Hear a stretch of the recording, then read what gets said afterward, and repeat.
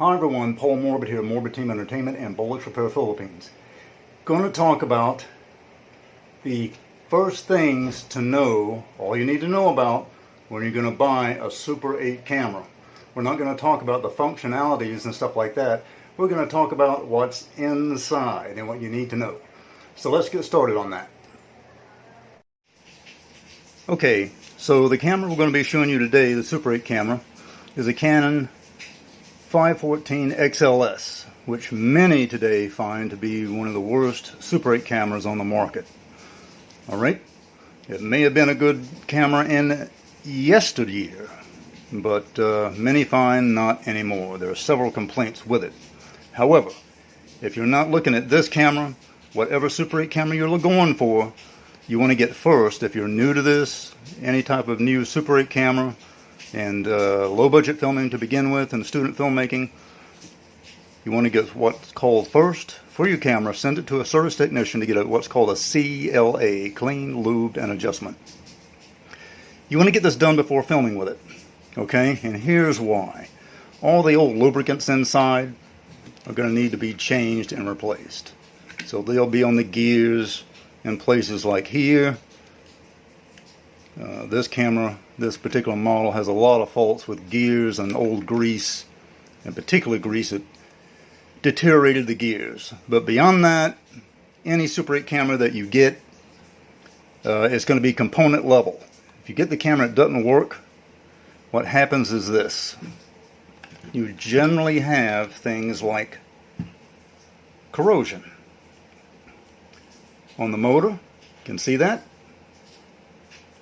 Wires and the contacts and the solder contacts right there, and you see how this corrosion goes up right there. Alright, and if you get inside of here yourself and you happen to take the daring aspect of repairing it yourself and you think you've cleaned all the old corrosion off of it, what happens is that corrosion can crawl up inside between the wiring and the coating of the wires and still cause issues. Okay, and we'll turn this around. Here's another motor. See all that corrosion there? That's a problem right there. Okay, you can even ask a service technician who services before you buy Super 8 cameras, what is a good type of Super 8 camera to purchase. Because again, you could have component level issues, that type of a thing. And if you send your camera in when you first buy it off of any type of online market, it's generally not going to work most of the time of how it's listed. They're going to generally list it as untested. Okay, and the service technician may receive it and tell you it would be worth getting a new camera than repairing the one that you have. Okay, and pretty much that's it in a nutshell.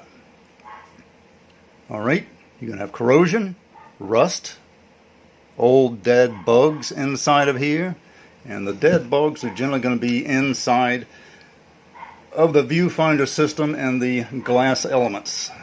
They get inside the viewfinder,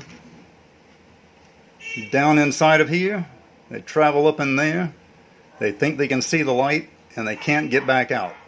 Okay? And it just takes a long time. And I have other videos on this as far as dismantling a Super 8 camera, especially this model. And it's going to be the labor that's going to be the real kicker and the killer. Alright? And it can be more expensive than the camera is worth. Alright? So that's pretty much it. Do contact me at the social media outlets provided on the screen, and remember, as always, do subscribe.